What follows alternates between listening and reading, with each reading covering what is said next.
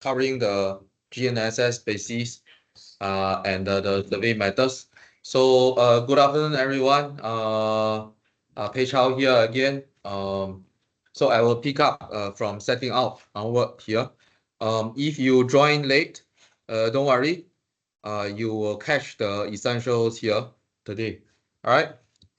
Without any delay, okay, let's come to the definition of the setting out. Okay, so setting out is establishment of the marks and the lines to define the position and the level of the elements for the construction work so that works may proceed with reference to them. In short, setting out is actually transferring the design onto the ground where the builders can actually build. Okay.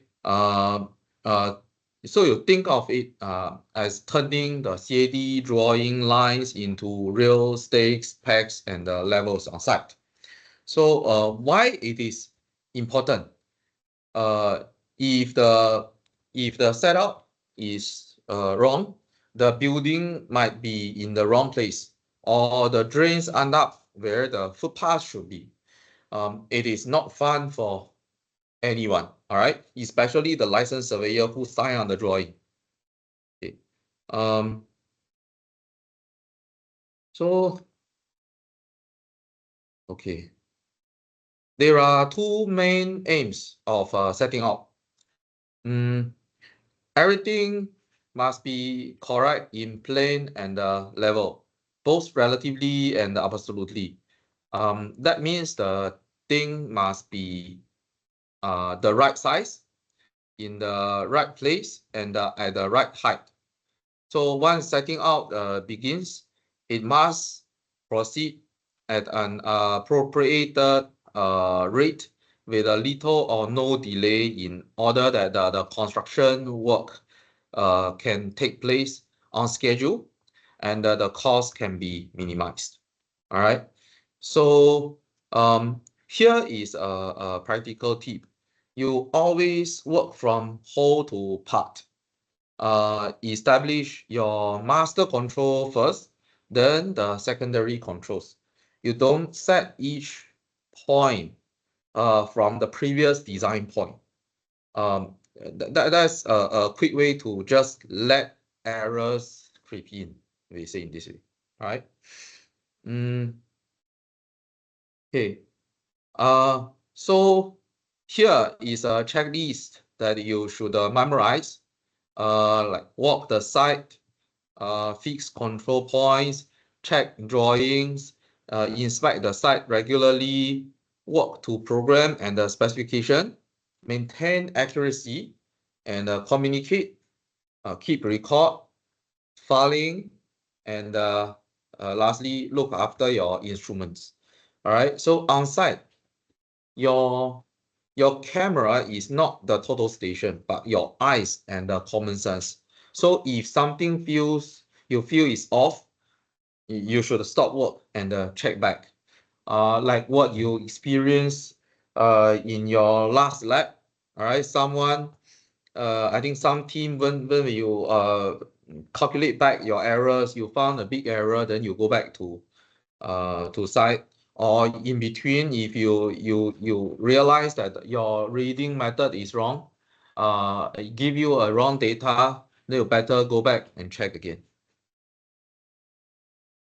So okay, horizontal control.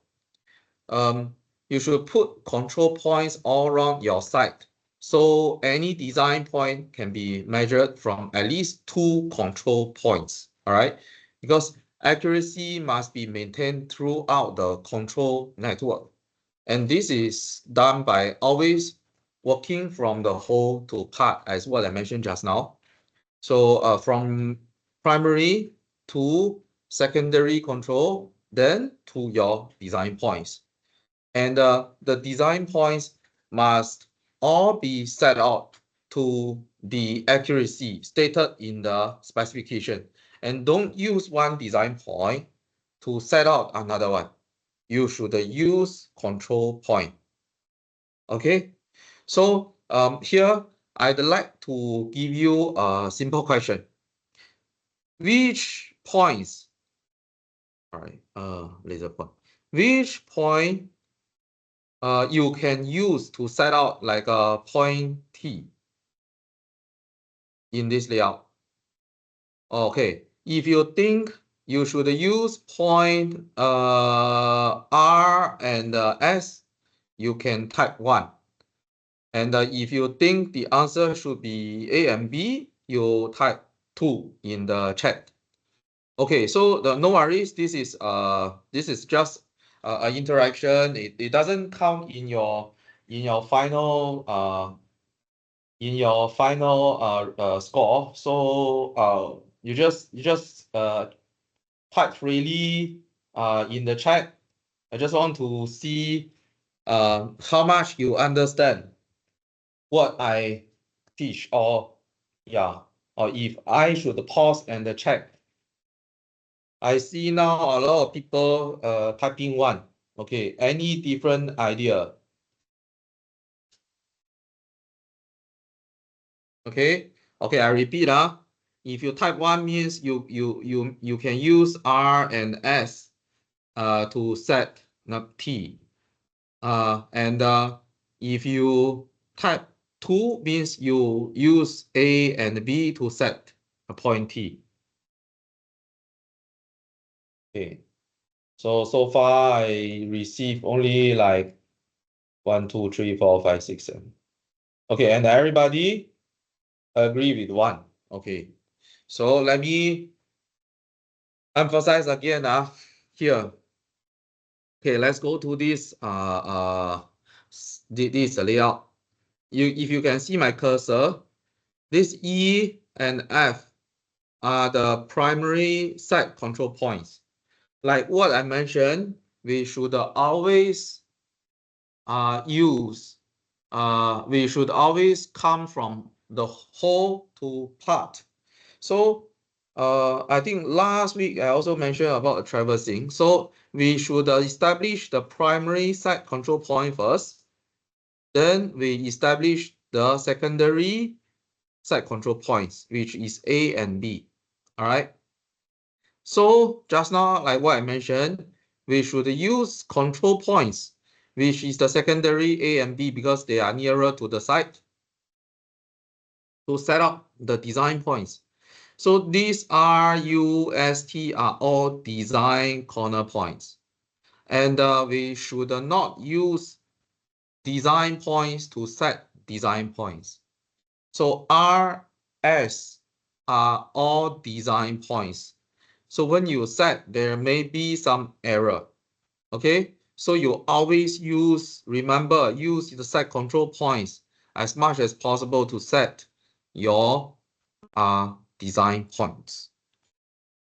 Okay, so I hope you understand now. So actually the answer should be 2, all right, A and B. Okay, next. So the baseline are established for many purposes, but principally to make the setting out easier by using right angles, okay, and offset distance. So you can set 2 baseline at the right angles to each other across the site, and it increase the accuracy. So, and you also using 2 baseline give you redundancy also. If one baseline gets disturbed, you don't lose everything, and you can re-establish them very easily. Okay, vertical control. So vertical control needs a master benchmark first, and then a temporary benchmark. So master benchmark called MVM, temporary benchmark TBM. Okay, so these can be arbitrary levels. For example, we can set the MBM at 100.000 or related to national datum. And nowadays, GNSS, like what Shen introduced just now, the GNSS heighting often give your NBM, but always double check by leveling if you need a very high vertical accuracy for foundations or drainage. All right. Once again, the principle of working from the whole to the part should be adopted. And with all vertical design points um, are being set out from TBM and not from each design point each other, right? So just imagine if an excavator operator asks you, how deep do I need to dig? You should give them the level relative to TBM that they can see on site. All right, so you set some pack, but not some remote datum that they don't care about, or anyhow you pick up, you plug from sky, then you say, then later on they will dig into a wrong level. Okay, so next, setting out to earthwork, right? So this setting out requires travelers and side rails, profile board, and offset packs, and also slot rails. So travelers and side rails are used to control the excavation of trenches for pipelines or the formation and the drainage of the road. Okay, and the profile board and the offset packs are used to control the excavation of foundation for buildings and other structures. And the slot rail are usually used to control the shape and the profile of cuttings, slot cuttings, and the embankments. I will show some example later on. Okay, so this is setting out for excavate earthwork, which is excavation for trenches. Okay, so you can see this T shape, right? Is the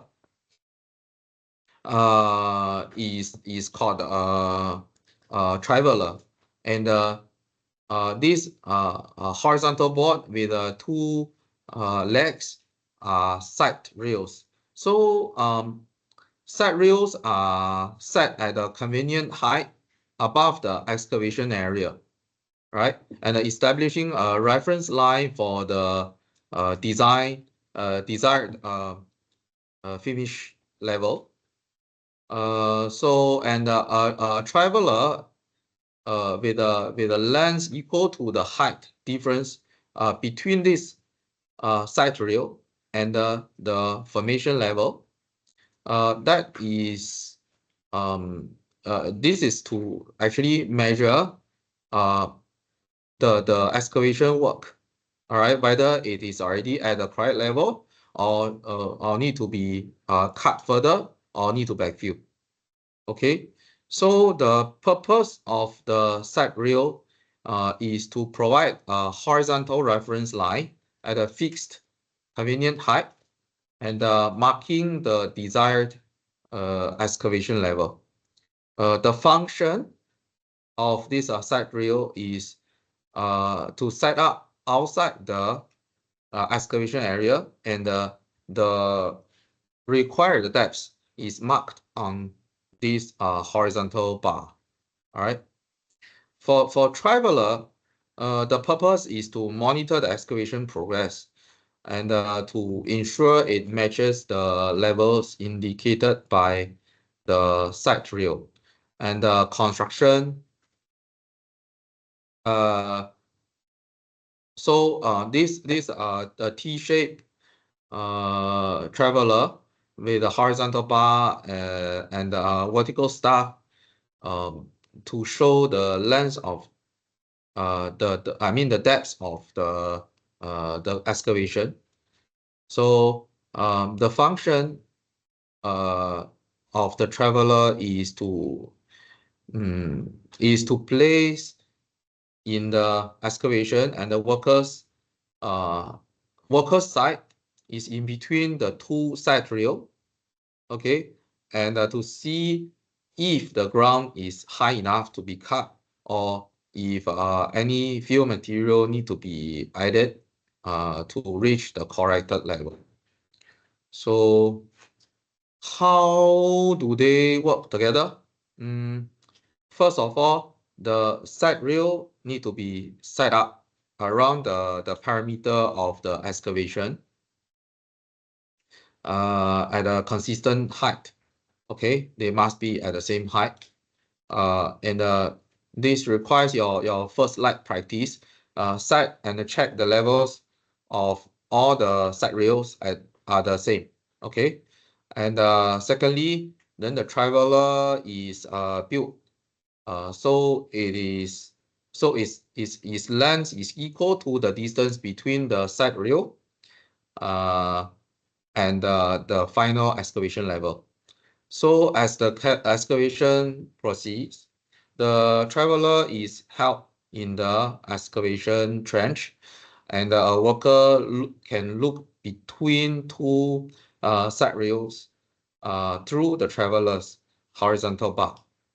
And if the ground is too high, then the traveler will be obscured by the side rail, indicating that more digging is needed. So, and if the ground is too low, then the worker will see through the travelers to the ground below that is not matching the side rail horizontal bar. Then it means that some fill material need to be added and backfill.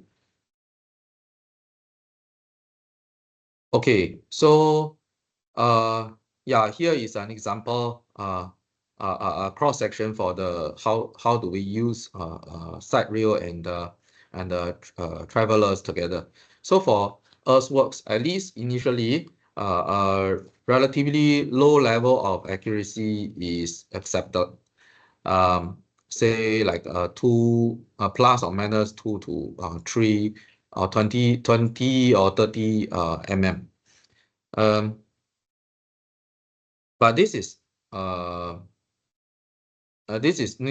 need to be improved for pipe laying and final formation level of embankment or cuttings. And the two people are required to eye in the traveler. Okay, one should hold the travelers, okay, and the other side across the rails. So for deep trench, right, usually the width should be quite high, quite big. Then the travelers profiles need to be used this way. Then the side rail need to install like a parallel to the trench. Okay, so if you want to cut for a slope to make to form a slope, or you want to backfill to form some embankment, you may need to use this called slope rail. Okay, and this slope rail is used to monitor the profile of a slope or an embankment to be constructed. Okay, so okay, if you cut, you can install the rail, this slope rail first. Then you can roughly have a guideline. Then you can follow the same angle to cut. Or if you want to build some embankment, you can also install the slope rail at the toe of the slope or embankment. Then you start building up the embankment. So in some stage, you may need to install some more slope rail on the newly built embankment. Okay, depends on how high you want to build. Okay, so another tools is this profile board and the offset packs. So they are used to define the corners of the buildings.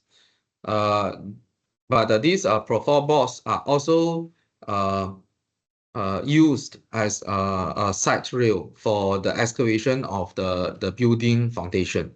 Okay, so with the offset pegs, the excavator operator can easily see the boundary of the excavation and without touching the pegs, because the pegs are actually pegged outside the excavation area, and the operator can follow the profile bar, the profile board to form the shape and the depth of the excavation.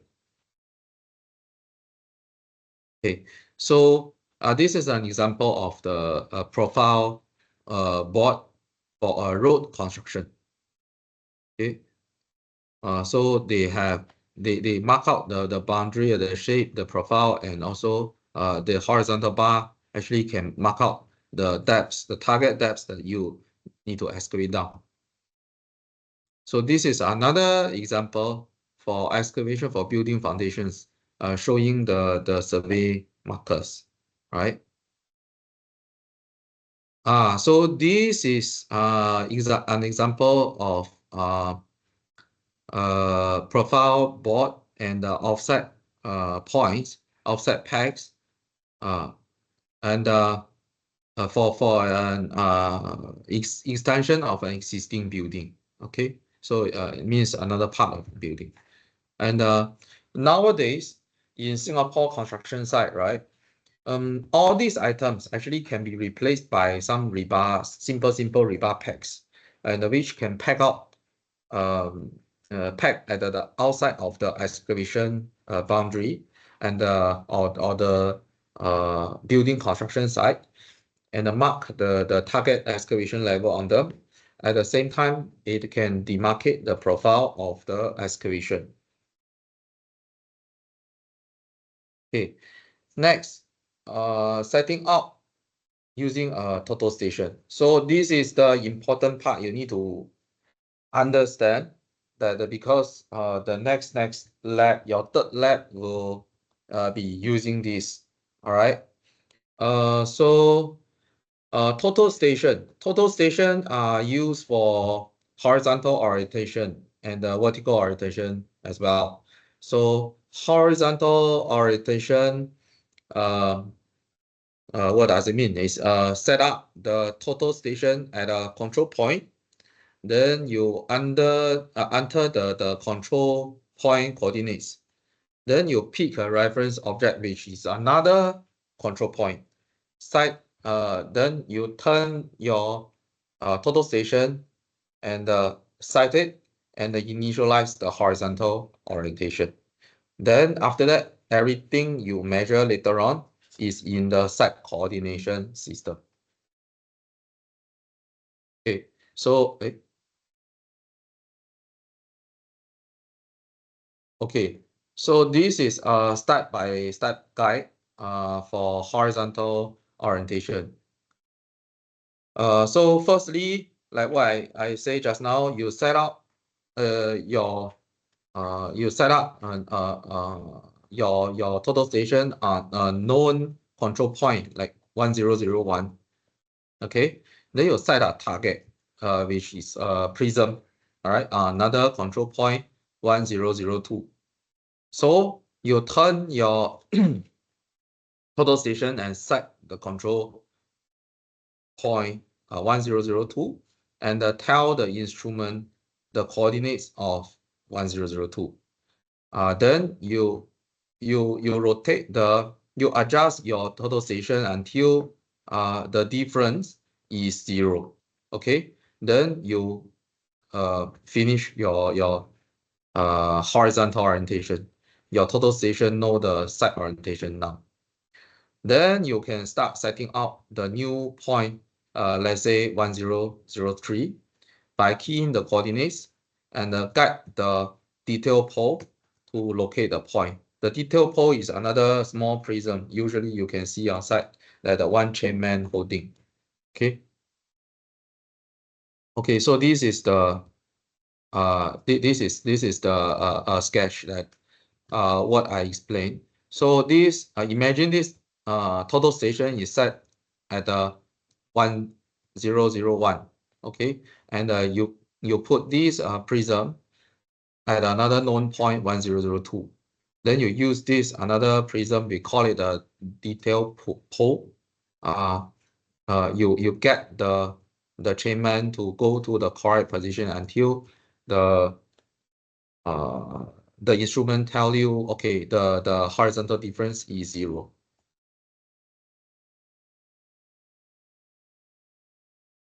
So vertical orientation. You measure the instrument height uh, in the beginning of the surveying from the ground mark to center of the telescope. Then you enter it into the instrument, which is the total station, and the total station will compute the height. Okay, so same thing. In the beginning, you should measure. Let's say here is the control point 1001. So you use here, you put a measuring tape here, then you go until the center of the telescope, then you can measure the instrument height. So actually there is a mark on each side of the total station, so that you can easily know where is the center of the telescope. Okay. And please always measure the instrument height carefully, because here small mistakes can make big vertical error later on. Okay, setting out by coordinates. There are okay, actually there are two common setting out modes. One is entering coordinates of design points into the total station, and then guide the detail pole until the instrument shows a 0 difference.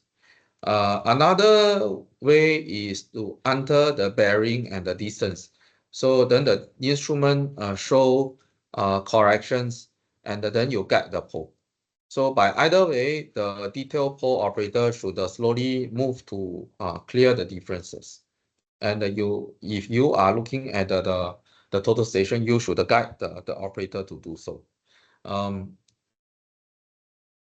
The total station also displays the residuals, the residues, and move until acceptable tolerance reached. Okay, now let's go into the detail set out by coordinates. So once the total station is oriented, like what I explained just now, and then you check the design points coordinates, you can actually set the design points using their coordinates by entering them into the total station. Then the total station calculate the bearing and distance to the design point, and then the screen of the total station can display the difference between the calculated and the measured bearing from the detail pole that you cite. So then the total station is orientated until the difference is 0. It is then pointing to the required direction. Means once the total station shows 0 on the screen, that means where the detail pole located, that's the point that you want to set out. Okay. So like what I mentioned, the detail pole is located along the line of sight of the total station, and the distance to the detail pole is then measured, and the difference between these and the calculated distance is displayed on the screen. Then you can, based on the difference, guide the detail pole. Usually you can see some, if you have any chance to see construction site, right? You can always see one surveyor standing in front of a total station to get the detail pole, another chainman holding the detail pole, say, hey, you go back by 500 mm, or come here nearer 200 mm, or go slightly left hand side or right hand side. Then until it is okay, then they show this, because when the screen shows 0, then you find the points on site already. Okay. So the other way, like what I say, is setting out by bearing and the distance. Okay. In this case, the required bearing and distance to the design point need to be entered into the total station, and this must be calculated in front, okay, for the given design point, based on the location of the total station within the control network. So before you carry out work, better you do your pre-computation, okay. In surveying, engineering surveying is called a pre-computation, to compute, okay, what are the bearings and the distance of each point from your control point. Then on site, you can easily set them out. Okay. Then the rest is actually the same. In the beginning, you cannot 100%, you cannot like one shot find the point. There will be always some minor difference between the measured and the calculated bearing or distance. Then you need to get the detail pole to find out the correct point. Okay. So you also need to set out the vertical design point. Okay. All of the techniques described above are for horizontal setting up, but they can be extended to establish vertical design points, provided the height of the collimation, or we say the telescope of the instrument, is known, and then you can enter into the total station together with the appropriate vertical design data. Of course, if you know the control points level and you also calculated in front, then you can use your total level also. All right, once you find the points on site, you can change to auto level plus staff. Then use whatever you learned from your first lab. That's an alternative method. Okay. Now we come to using robotic total station to do setting up.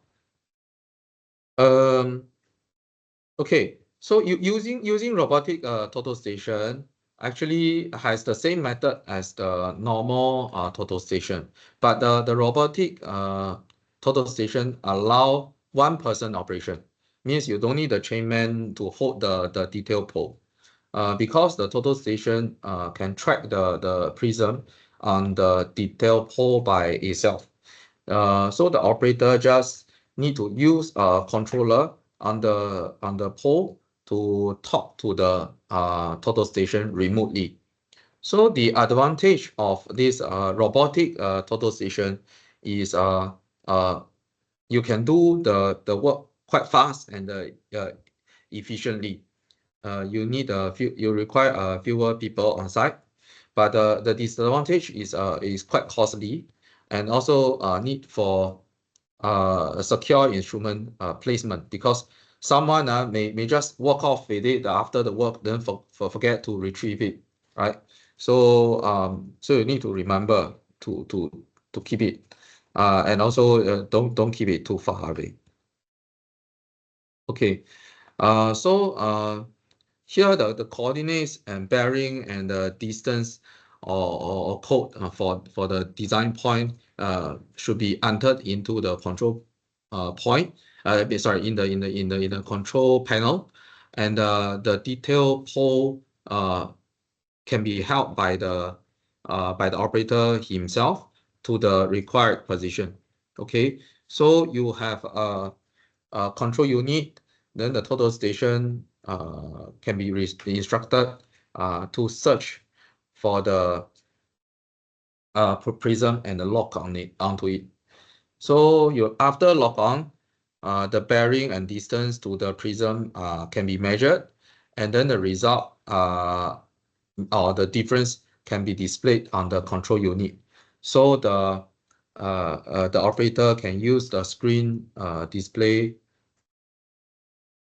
to guide the detail pole to the correct position. So it's actually the same process as the normal total station, which normal total station you require a minimum 2 worker, and this robotic can save 1. Okay. So these are 2 pictures of robotic total station. So you can see the operator actually they hold the prism and leave the total station alone. Let the total station to lock onto the prism so that they can use the control unit to locate the point by close the difference until 0. Okay.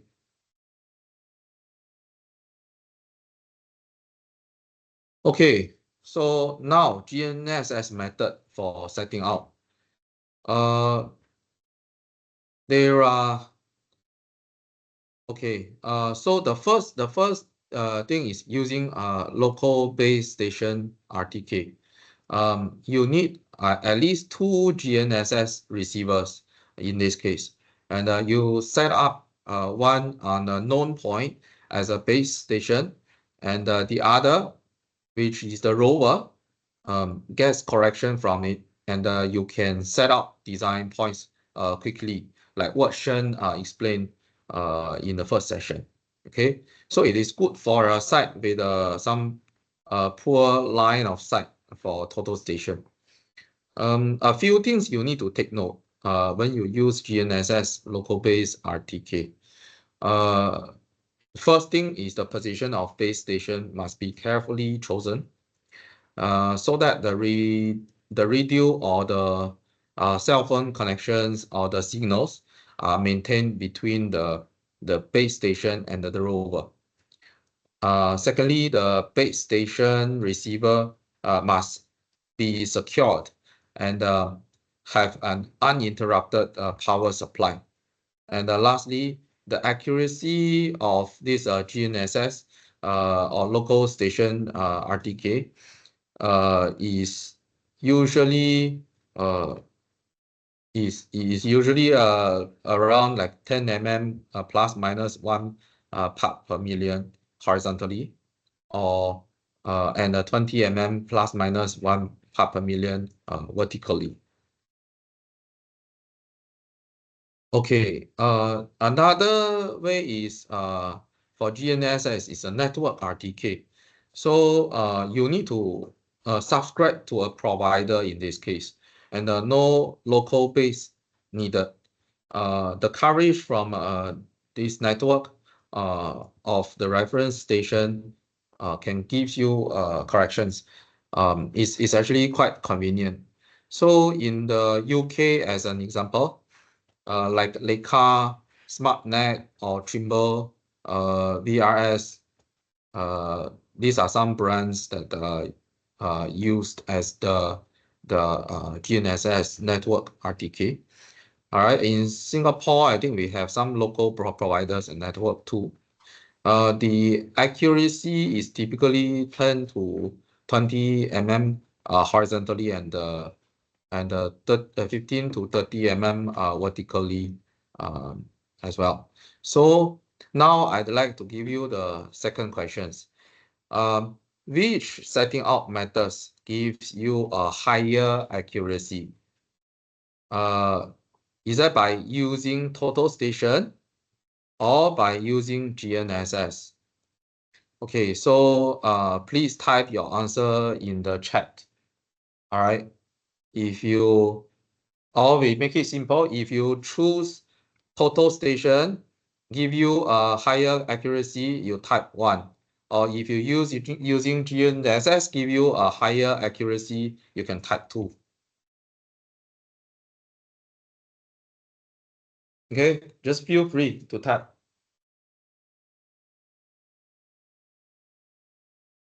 All right, now I see answers coming in 2, 3. Okay. Now I see 1 and 2. Mostly 1. I think got 2, 3, 4. It's like a bit half a half. More out on 1. Slightly a few people think 2 also. All right, so okay. Actually, okay, thank you for your participation. Actually, the correct answer should be 1. Total station give you a much higher accuracy. Like what I mentioned, GNSS, the accuracy is typically 10 to 20 mm, right? Horizontally, and for vertical is like 15 to 30 mm. But total station can give you like even point, like within 1 mm, right? Within 1 mm. So the accuracy level is very high for total station. Okay, just for your knowledge. For whoever answer 2, no need to cry. All right, as long as you learn today. Okay, so for both RTK method I introduced just now, at the start of the rover must be calibrated. This is very important. Otherwise, they give you wrong data, I also don't know. And this requires 5 satellites to be in view and to be performed accurately and quickly. So after calibration, the method is similar to set up with a robotic total station. A data file with all of the coordinates of the design points need to be, to be set up is uploaded to the receiver's control unit. Then for a given point, the screen display indicates which directions the receiver should be moved to coincide with the design point. Okay, so here is a quick summary and a comparison. The local RTK, you need a base, but control over data is possibly higher reliability within some short baseline. Network RTK, you don't need a base. It's easy for many cases, but you need this subscription cost. Okay, so a contractor might choose network RTK for small jobs with multiple teams on site with relatively low accuracies, but for large critical jobs, they often prefer their own base. Okay. So this, I think this picture just now, Shen also shared this base station receiver and the rovers for the local RTK setup. Okay, and this is another picture for the network RTK. All right, so in this picture above, you can see actually the operator actually using some stabilizing legs to help to keep the rover steady and vertically. Okay, some point you need to take note for GNSS. The accuracy quoted for both RTK method assume good observing condition. Accuracy can deteriorate when the satellite coverage is poor. All right, the satellite geometry is unfavorable, or multipath error caused by the plant, by machine, or by surrounding buildings. And also interfacing to the GNSS signals by overhead power lines and mobile phones.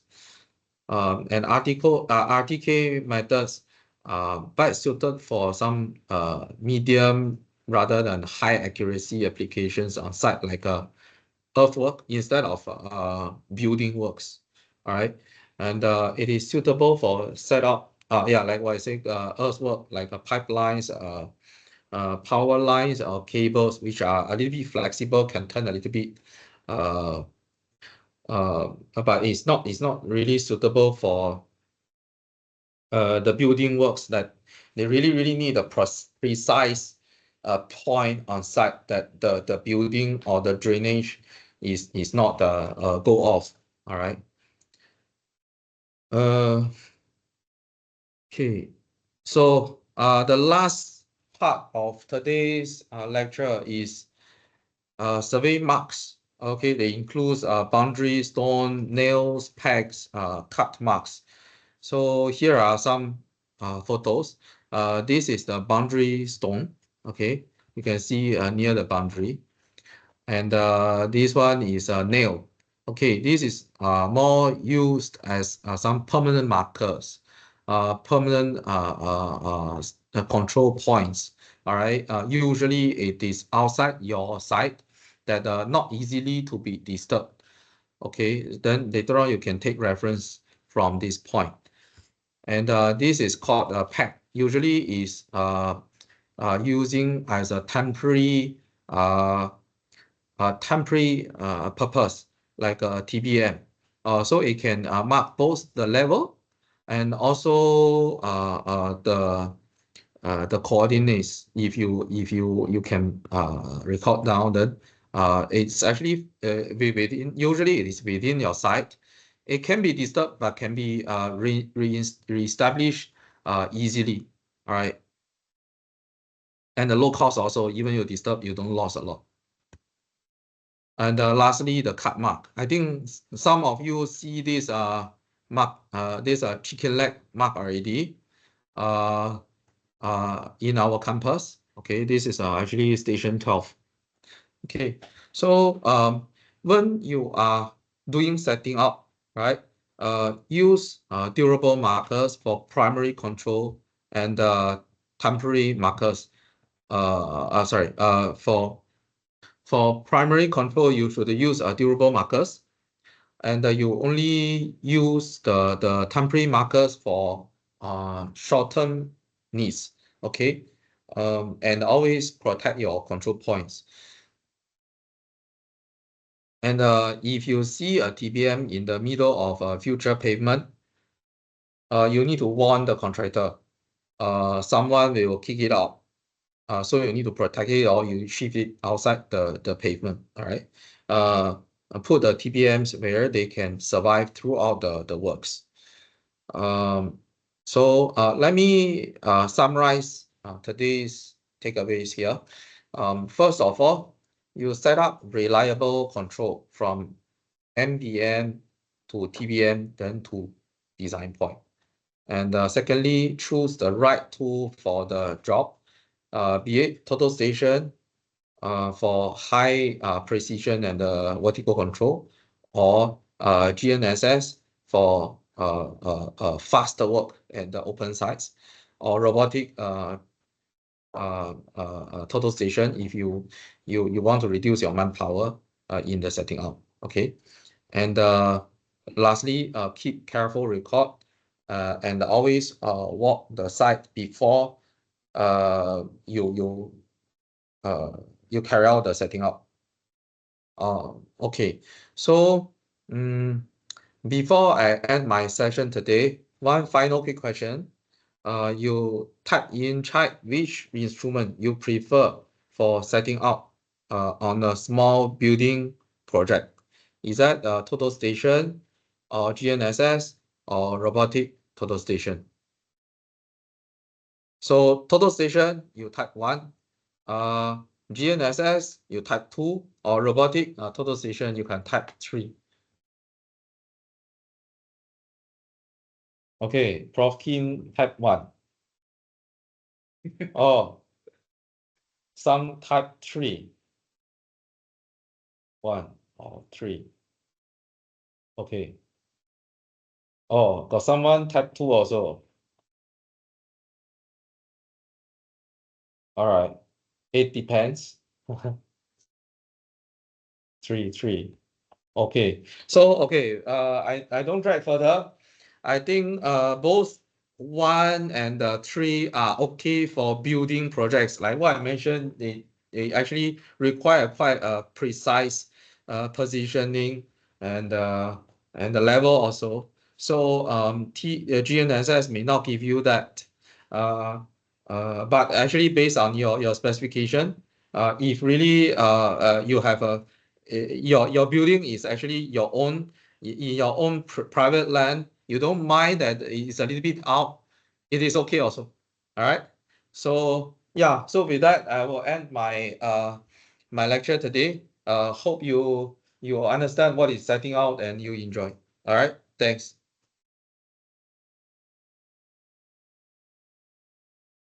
Then they explain for